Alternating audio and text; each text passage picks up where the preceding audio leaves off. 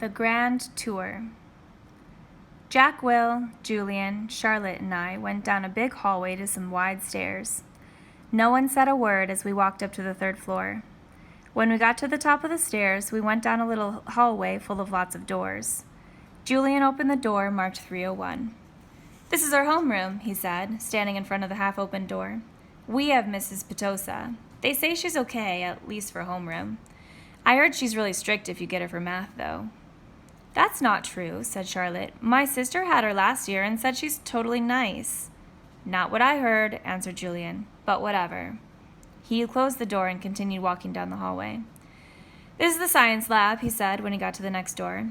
And just like he did 2 seconds ago, he stood in front of the half-open door and started talking. He didn't look at me once while he talked, which was okay because I wasn't looking at him either. You won't know who you have for science until the first day of school, but you want to get Mr. Holler. He used to be in the lower school. He'd play his giant tuba in class. "It was a baritone horn," said Charlotte. "It was a tuba," answered Julian, closing the door. "Dude, let him go inside so we can check it out," Jack Will told him, pushing past Julian and opening the door. "Go inside if you want," Julian said. It was the first time he looked at me. I shrugged and walked over to the door.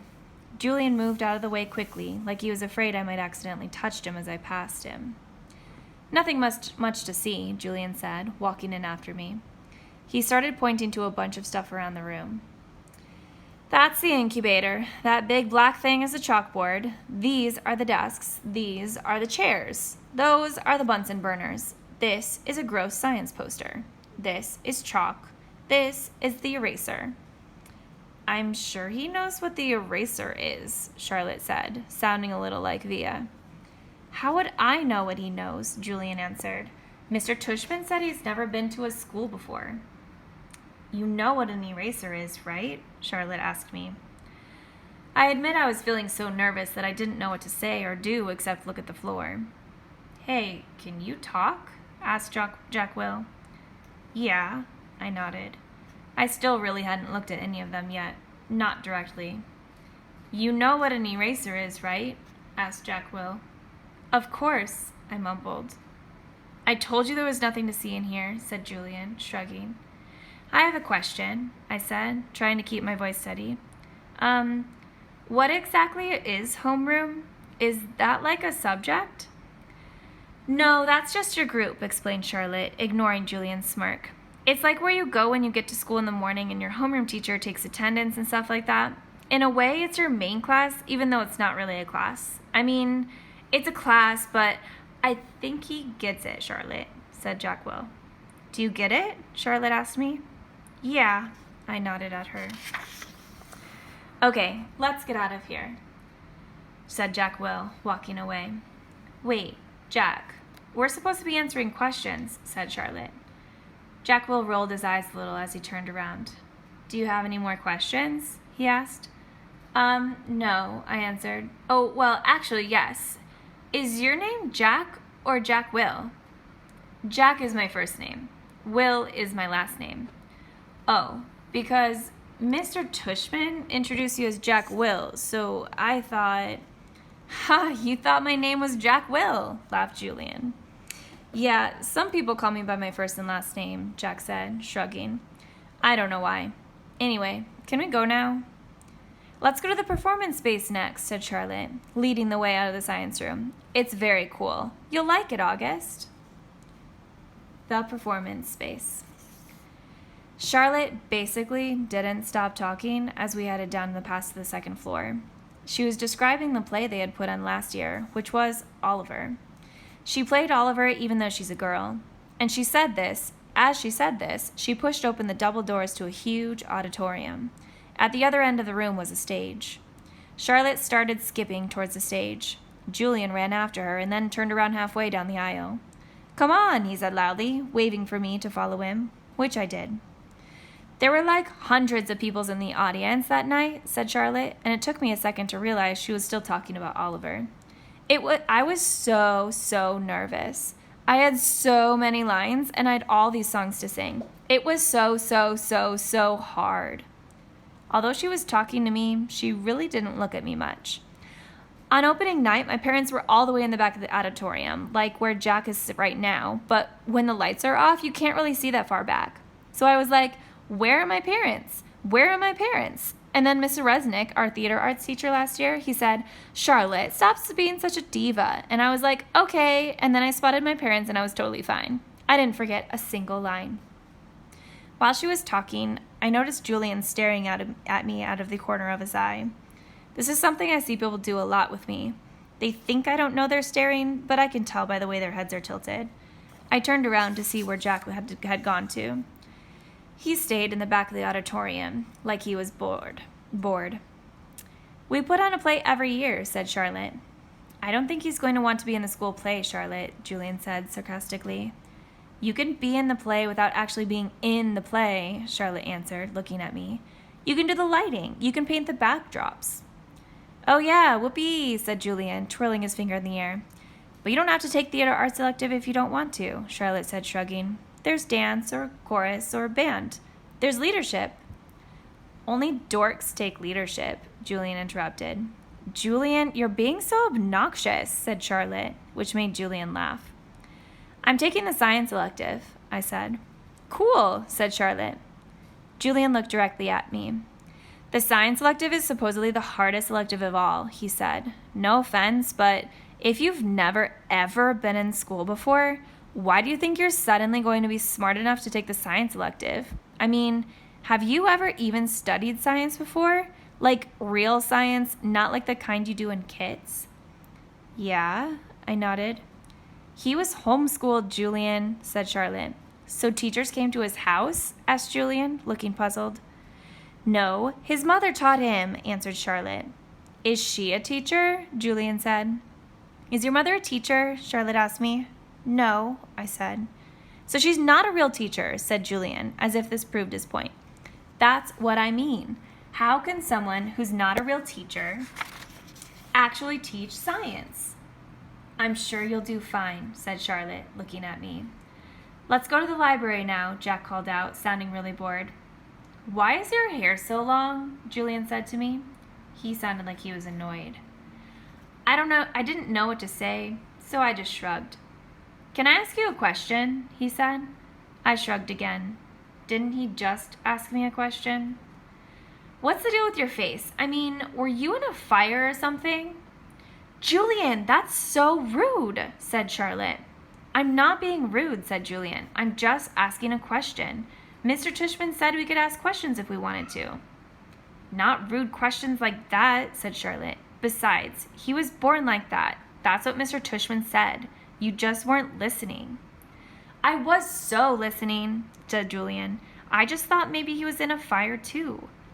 Geez, Julian, said Jack. Just shut up. You shut up, Julian yelled. Come on, August, said Jack. Let's go to the library already. I walked towards Jack and followed him out of the auditorium. He held the double doors open for me, and as I passed by, he looked at me right in the face, kind of daring me to look back at him, which I did. Then I actually smiled. I don't know. Sometimes when I have the feeling of like I'm almost crying, it can turn into an almost laughing feeling. And that must have been the feeling I was having then, because I smiled, almost like I was going to giggle. The thing is, because of the way my face is, people who don't know me very well don't always get that I'm smiling. My mouth doesn't go up at the corners the way other people's mouths do. It just goes straight across my face. But somehow, Jack Will got that I smiled at him, and he smiled back. Julian's a jerk, he whispered before Julian and Charlotte reached us. But dude, you're gonna have to talk. He said this seriously, like he was trying to help me. I nodded as Julian and Charlotte caught up with us.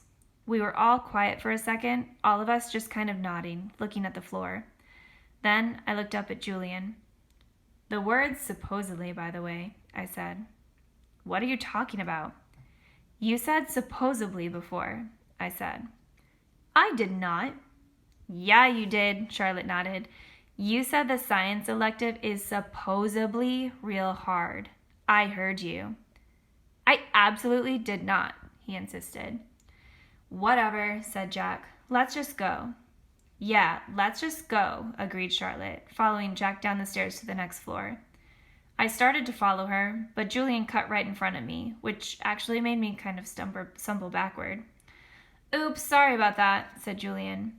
But I could tell from the way he looked at me that he wasn't really sorry at all. The deal. Mom and Mr. Tushman were talking when we got back to the office. Mrs. Garcia was the first to see us come back, and she started smiling her shiny smile as we walked in. So, August, what did you think? Did you like what you saw? She asked. Yeah, I nodded, looking over at Mom. Jack, Julian, and Charlotte were standing by the door, not sure where to go or if they were still needed. I wondered what else they'd been told about me before they met me. Did you see the baby chick? Mom asked me. As I shook my head, Julian said, Are you talking about the baby chicks in science? Those get donated to a farm at the end of every school year. Oh, said Mom, disappointed. But they hatch new ones every year in science, Julian added, so August will be able to see them again in the spring. Oh, good, said Mom, eyeing me. They were so cute, August. I wish you wouldn't talk to me like I was a baby in front of other people. So, August, said Mr. Tushman, did these guys really show you around enough, or do you want to see more? I realized I forgot to ask them to show you the gym. We did anyway, Mr. Tushman, said Julian. Excellent, said Mr. Tushman. And I told him about the school play and some of the electives, said Charlotte. Oh no, she said suddenly, we forgot to show him the art room. That's okay, said Mr. Tushman. But we can show it to him now, Charlotte offered. Don't we have to pick up Via soon? I said to Mom. That was our signal for telling Mom if I really wanted to leave. Oh, you're right. Said Mom, getting up. I could tell she was pretending to check the time on her watch. I'm sorry, everybody. I lost track of time. We'll have to go pick up my daughter at her new school. She was taking an unofficial tour today. This part wasn't a lie. That Via was checking out her new school today. The part that was a lie was that we were picking her up at the school, which we weren't. She was coming home with Dad later. Where does she go to school? Asked Mr. Tushman, getting up. She's starting Faulkner High School this fall. Wow, that's not an easy school to get into. Good for her. Thank you, said Mom, nodding. It'll be a bit of a schlep, though. The A train down to the 86th and then the crosstown bus all the way to the east side. Takes an hour that way, but it's just a 15-minute drive.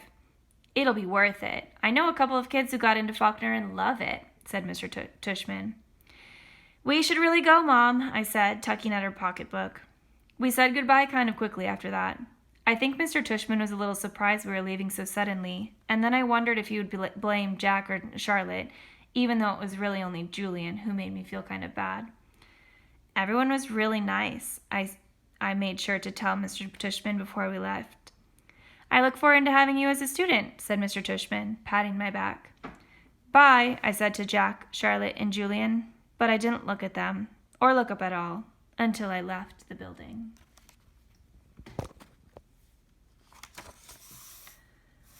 Home. As soon as we had walked at least half a block from the school, Mom said, So, how'd it go? Did you like it? Not yet, Mom. When we get home, I said. The moment we get inside the house, I ran to my room and threw myself onto my bed. I could tell Mom didn't know what was up, and I guess I really didn't know either. I felt really sad and a tiny bit happy all at the same time, kind of like that laughing, crying feeling all over again. My dog Daisy followed me into the room, jumped up on the bed, and started licking me all over my face. Who's a good girlie? I said in my dad voice. Who's a good girlie? Is everything okay, sweetness? Mom said. She wanted to sit down beside me, but Daisy was hogging the bed. Excuse me, Daisy. She sat down, nudging Daisy over. Were those kids not nice to you, Augie? Oh, no, I said, only half lying. They were okay. But were they nice? Mr. Tushman went out of his way to tell me what sweet kids they were. Uh-huh, I nodded.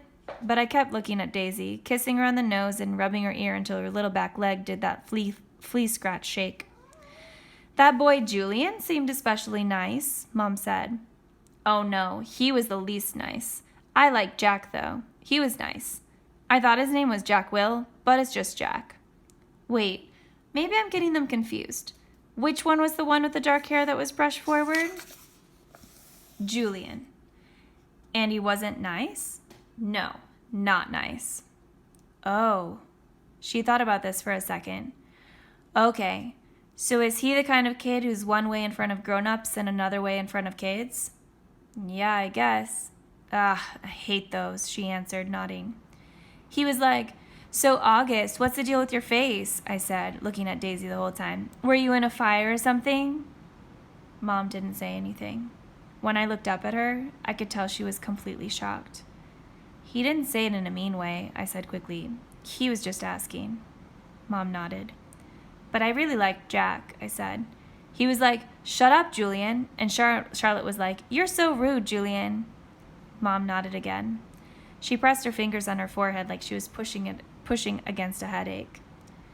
I'm so sorry, Augie, she said quietly. Her cheeks were bright red.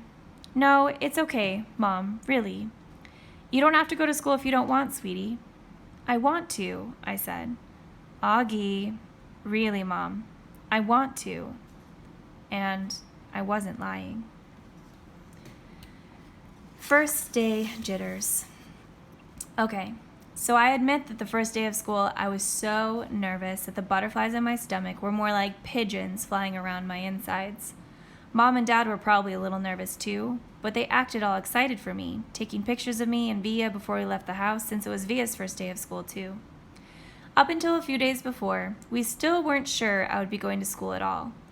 After my tour of the school, Mom and Dad had reversed sides on whether I should go or not. Mom was now the one saying I shouldn't go, and Dad was saying I should. Dad had told me he was really proud of how I'd handled myself with Julian, and that I was turning into quite the strong man. And I heard him tell Mom that he now thought she had been right all along. But Mom, I could tell, wasn't so sure anymore. When Dad told her that he and Via wanted to talk to me walk me to school today, too, since it was on the way to the subway station, Mom seemed relieved that we would be going together. And I guess I was, too. Even though Beecher Prep is just a few blocks from our house, I've only been on that block a couple times before. In general, I try to avoid blocks where there are lots of kids roaming around.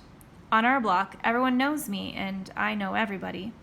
I know every brick and every tree trunk and every crack in the sidewalk. I know Mrs. Grimaldi, the lady who's always sitting by her window, and the old guy who walks up and down the street whistling like a bird. I know the deli on the corner where Mom gets our bagels, and the waitress at the coffee shop, who all call me honey and give me lollipops whenever they see me. I love my neighborhood of North River Heights, which is why it was so strange to be walking down these blocks feeling like it was all new to me suddenly.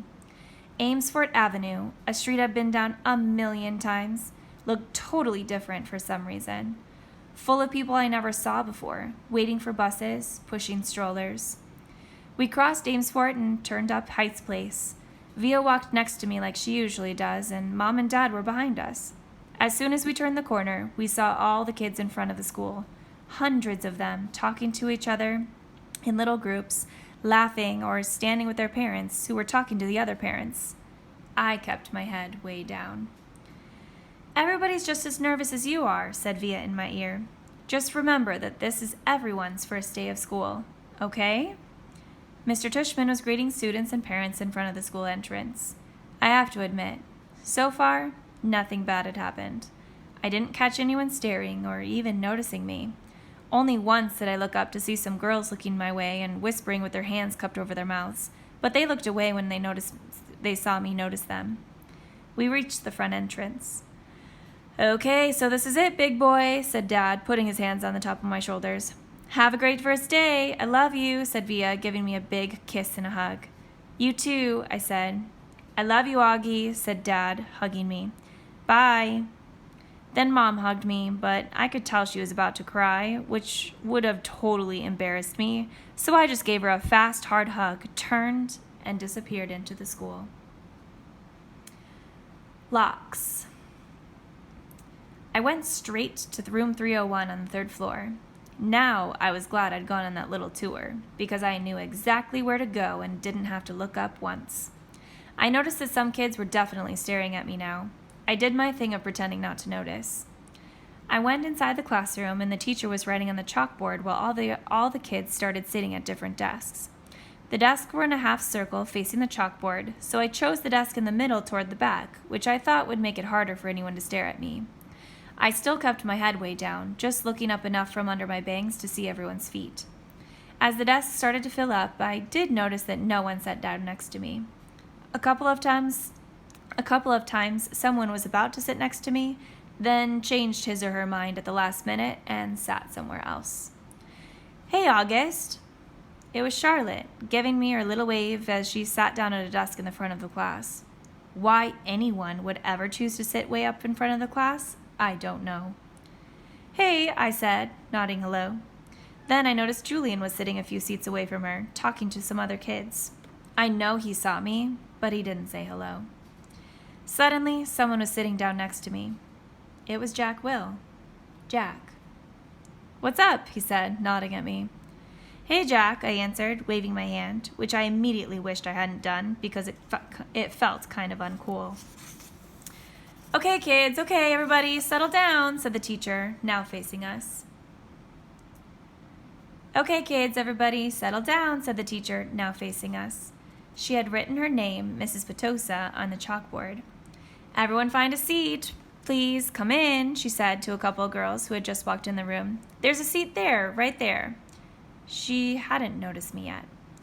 "Now, the first thing I want everyone to do is stop talking and..." She noticed me. "Put your backpacks down and quiet down."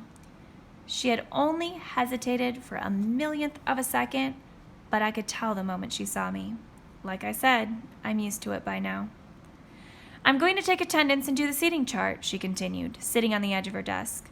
Next to her were three neat rows of accordion folders. "When I call your name, come up and I'll hand you a folder with your name on it. It contains your class schedule and your combination lock, which you should not try to open until I tell you to. Your locker number is written on the class schedule. Be forewarned that some lockers are not right outside this class, but down the hall. And before anyone even thinks of asking, no, you cannot switch lockers and you can't switch locks.